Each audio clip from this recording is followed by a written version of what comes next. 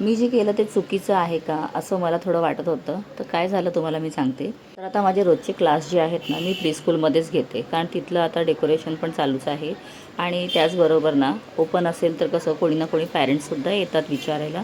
यासाठी मी आपलं बसून सगळं माझं करत होती आणि 1-2 मुलं माझी आहेत, त्यांचा अभ्यास पण चालू होता.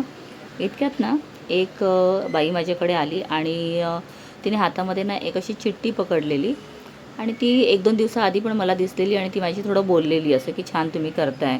खरं तर ना ती काय बोलत होती मला बिलकुल कळत नव्हतं कारण ती यूपीकडची होती आणि अगदी त्यांची ती भाषा असते ना गावाकडची त्या प्रकारे बोलत होती. तर आणि ती नंतर आली ना दुसऱ्या दिवशी, तर मला सांगते की मला तुमचा फोन द्या, मला 2 मिनटं बोलायचं आहे. तर मी जरा एकदम सरप्राईज झाली की असं कसं कोण माझ्याकडे फोन मागतंय आणि मला ना तिला काय उत्तर द्यायचं तेच कळत नव्हतं. पण माझ्याकडे त्याच वेळेला ना एक आमच्या इथल्याच महिला आहेत त्या आलेल्या आणि त्या चांगल्या एज्युकेटेड पण आहेत. तर मी त्यांना म्हटलं की 1 मिनटं तुम्ही आत येता का प्लीज म्हणून आणि मग त्या माझं बोलणं ऐकून त्या पण आत आल्या. कारण त्या माझ्याकडे आधी आलेल्या, माझ्याशी बराच वेळ बोलल्या. त्यानंतर त्या बाहेर निघत होत्या, पण मी पुन्हा त्यांना बोलवलं.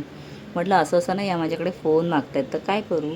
तर त्यांनी मला सांगितलं की बिलकुल तुम्ही फोन तुमचा कोणाला देऊ नका कारण इथे ना थोडे वेगवेगळे प्रकार पण चालतात आणि त्यामुळे ना फोन कोणालाच देऊ नका कारण रेकॉर्डिंग वगैरे पण होऊ शकतं, सांगता येत नाही, एरिया वाईज असतं सगळं.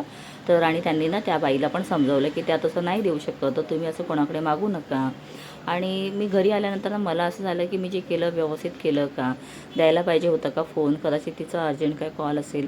पण नंतर म्हटलं की त्यांच्याच आजूबाजूला गल्लीत राहणारी एवढी लोकं आहेत, कोणी ना कोणी मदत केली असती ना असा प्रॉब्लेम असता तर. तर तुम्हाला काय वाटतं मी तिला फोन द्यायला हवा होता की नाही, मला कमेंट करून नक्की सांगा. आणि पहा आज ना सिद्धेश आलेला आहे त्यासाठी मी छान मस्त ढोकळे बनवले आणि गरमागरम आहेत तरीसुद्धा ना मी म्हटलं थोडं तुम्हाला दाखवते की किती स्पॉन्जी झालेले आहेत आणि सिद्धेशला शेवटी आवडलेसुद्धा म्हणून मला पण बरं वाटलं. सो चला भेटूया पुन्हा पुढच्या ब्लॉगमध्ये. Till then bye bye.